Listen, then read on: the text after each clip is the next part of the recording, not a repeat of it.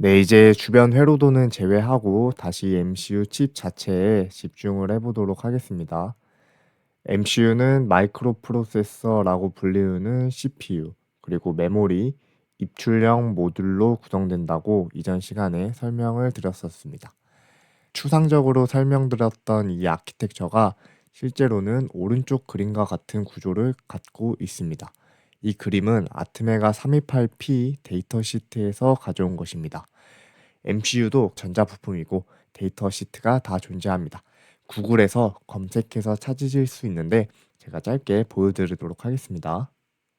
네, 구글에 아트메가 328P 데이터 시트를 검색해 줍니다. 그래서 가장 처음에 보이시는 이 부분을 눌러주시면 됩니다.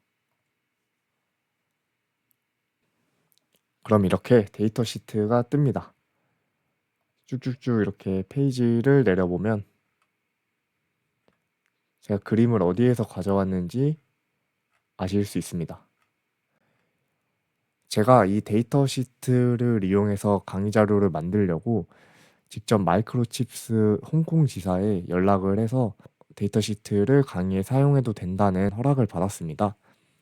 그래서 이제 저작권 관련된 문제는 존재하지 않는다라고 말씀을 드리고 싶고, 여러분들 더 궁금한 내용이 있으시면 해당 데이터 시트를 참고하셔서 정보를 취득하시면 됩니다.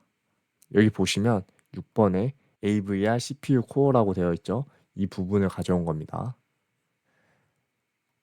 이 그림이 이제 데이터 시트에서 가져온 것이다 라는 것을 짧게 보여드렸습니다. 이제 MCU의 세 가지 블록에 대해서 대략적으로 이제 설명을 드릴게요. 마이크로 프로세서는 데이터 시트에서 이 부분에 해당됩니다. 프로그램 카운터, 인스트럭션 레지스터, 인스트럭션 디코더, 32개의 제너럴 퍼포즈 레지스터 ALU가 CPU에 해당하는 부분이다.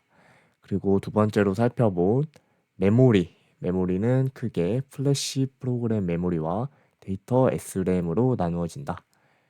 플래시 메모리에는 프로그램 코드가 들어가는 부분이고, 데이터 SRAM은 실시간으로 처리되는 데이터들을 저장하는 메모리다라고 생각해 주시면 됩니다. 그리고 세 번째로 입출력 모듈입니다. 입출력 모듈은 CPU와 메모리가 다양한 장치를 이용을 해서 하드웨어에 접근하고 통신과 같은 기능들을 수행하며 여러 가지 신호를 처리하기 위해서 지원해주는 모듈이라고 생각을 해주시면 됩니다. 이 부분이 이제 입출력 모듈이 되겠죠. CPU의 동작 원리에 대해서 조금 더 자세히 설명을 드릴게요. CPU는 크게 패치라는 것을 하고, 그 다음에 디코드, 그 다음에 execute, 마지막으로 write 순으로 CPU가 동작을 합니다. 처음에 패치는 요 플래시 프로그램 메모리에서 인스트럭션 레지스터로 가져오는 것이 패치입니다. 프로그램 카운터에는 다음 클럭에 실행할 명령어의 주소가 들어 있습니다. 그래서 이 프로그램 카운터가 플래시 프로그램 메모리의 특정한 부분의 주소를 가리키고 있습니다. 클럭이 이런 식으로 인가됐을 때 해당 이 클럭마다 한 개의 명령어가 수행이 됩니다. 그리고 그 다음 클럭에서는 두 번째 명령어가 수행이 되고, 그 다음 클럭에서 세 번째 명령어가 쭉쭉쭉쭉 실행되게 됩니다. CPU는 한 클럭에 하나의 명령어를 수행한다 라고 보시면 됩니다. 좀 더 구체적으로 말씀드리면 이 CPU가 Reduced Instruction Set Computer, 즉 적은 수의 명령어로 한 클럭에 대부분의 명령어들이 수행되도록 하는 명령어 체계를 갖고 있기 때문에 한 클럭에 하나의 명령어를 수행합니다.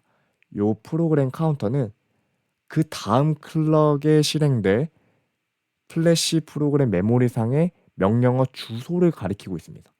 그러면 이 인스트럭션 레지스터가 그 가리킨 주소 안에 실제 값을 쭉 복사를 해서 가져옵니다. 여기까지가 패치예요. 명령어를 인출하는 과정이다. 플래시 프로그램 메모리에서 명령어를 인출하는 과정이 패치다 라고 이해하시면 됩니다. 두 번째는 디코드입니다. 디코드는 실제로 이 명령어가 무슨 일을 하는지 해석을 하는 일입니다. 명령어를 해석한다. 명령어를 어떻게 해석하냐? 얘네가 이제 뭐 사람도 아닌데 명령어를 어떻게 해석할까 궁금하실 수도 있어요. 플래시 프로그램에는 실제로 뭐 0100, 100 이건 예시입니다. 쭉쭉쭉 해서 1로 16비트의 명령어가 들어있다고 생각을 해볼게요.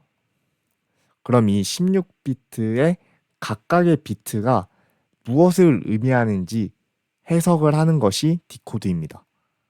예시로 첫 번째부터 네 번째는 뭐 0100이면 나는 애들을 할 거야 할 수도 있고 0010이면 나는 빼기를 할 거야 subtraction을 할 거야 라고 할 수도 있는 겁니다.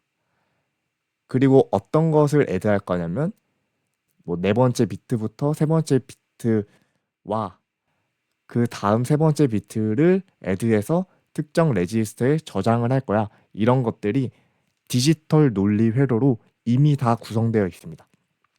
디코드는 결국엔 하드웨어 영역이고 어떻게 명령어들을 해석할 것인지는 인스트럭션 셋 아키텍처에 따라 달라집니다.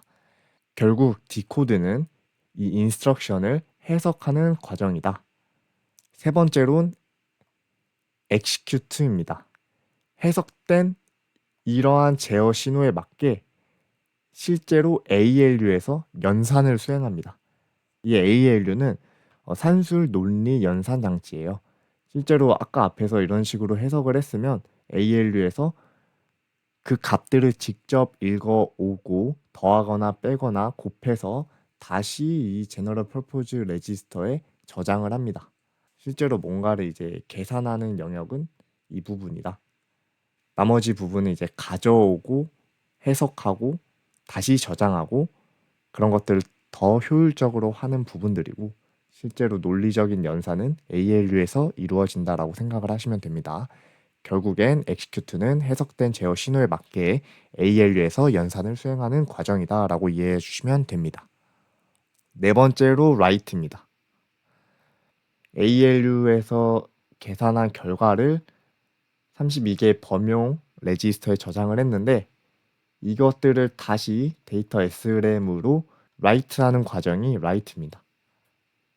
여기는 범용 목적으로 존재하는 레지스터이기 때문에 언제든지 다음 클럭 사이클에서 다른 명령어에 의해 데이터가 지워질 수 있어요. 연산의 결과를 나중에도 써야 되잖아요. 그래서 이런 데이터 SRAM에 저장을 합니다. 그래서 SRAM의 데이터도 쓰고 쓴 데이터를 바탕으로 이러한 여러 I/O 모듈에도 접근을 해서 다양한 기능들을 하는 그러한 전자 제품을 만들 수 있는 것입니다. 여기까지 일단은 CPU의 동작 원리를 짤막하게나마 설명을 드렸습니다.